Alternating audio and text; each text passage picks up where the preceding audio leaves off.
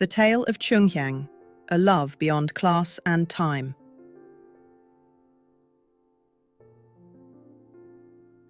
Our next story takes us to the late Joseon dynasty in the southern province of Jeolla.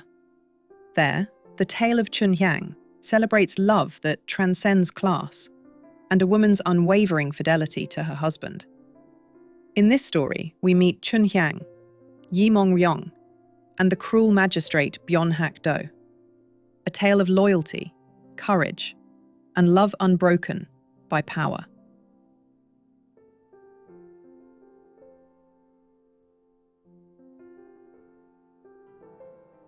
Chunhyang was the daughter of Wulmei, once a courtesan in Namwon.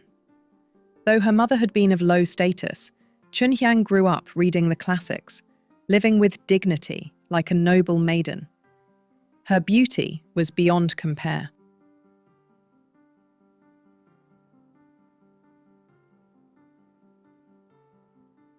When Chunhyang turned 16, Yi Han-rim was appointed magistrate of Namwon. His son, Yi Mong-ryong, also 16, saw Chunhyang on the swing during the Dano festival at Gwanghalu Pavilion, and he fell in love at first sight. That night, Mong-ryong went to Chunhyang's home and pleaded with her mother for marriage.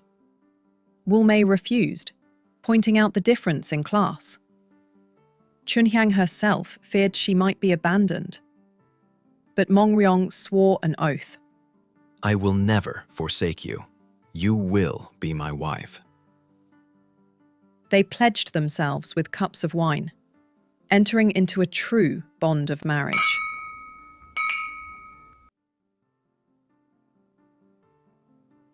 For a year, they lived in deep love, never apart for a single day. But soon, Mong-ryong's father was reassigned to Seoul, the capital of Joseon. Mong-ryong could not reveal his secret marriage to his father. His mother scolded him for lowering himself. Before leaving, he promised Chunhyang, I will return after passing the state examination with highest honors. With tears, they parted, holding on to hope.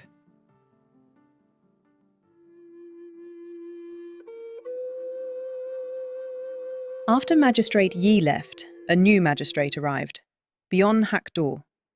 He was corrupt and cruel, and had long heard of Chunhyang's beauty.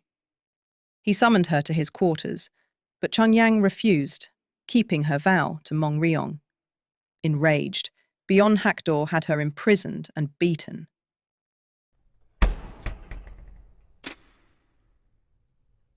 Those who witnessed it wept at her suffering. Near death, Chunhyang wrote in her own blood, I am imprisoned and beaten. My life is in danger. A faithful woman cannot serve two husbands. I face death, but I beg my husband to consider the fate of my mother and me. Meanwhile, Mong-ryong passed the state examination with highest honors. He was appointed as a secret royal inspector, an undercover investigator sent by the king. On the way to Namwon, he received Chunhyang's desperate letter. Disguised as a beggar, he learned of her suffering and of Byon-hak-do's corruption. At night, he went to Chunhyang's home. He saw her mother praying for his success. Later, he slipped into the prison to see Chunhyang. Though ragged in appearance, she wept with relief to see him. If I die under torture, she begged, bury me with your own hands at the place where we first met. On Byon-hak-do's birthday, a grand banquet was held. Mong-ryong, still in disguise, recited a poem condemning the magistrate's corruption. The wine in your golden cup is the blood of 1,000 men. The food in jade bowls is the fat of 10,000. When candle wax drips, it is the people's tears. When songs rise high, so too do the cries of the oppressed. At his signal, attendants shouted, The secret royal inspector is here. Panic swept the hall. Amhaeng-eosa and his corrupt officials fled. Amhaeng-eosa revealed his true identity, dismissed the tyrant, and freed the prisoners. Chunhyang came before him, not recognizing him at first. But when he gave her the jade ring, she realized her husband stood before her. Tears of joy filled her eyes. The prisoners were freed. Chunhyang, her mother, and the townsfolk rejoiced.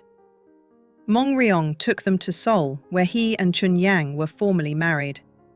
They had 3 sons and 3 daughters. He rose to the highest offices of the state.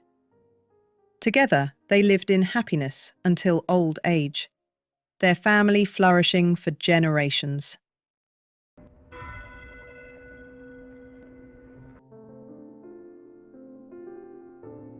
And so, the tale of Chunhyang endures, a story of love, fidelity, and justice, cherished in Korea for centuries.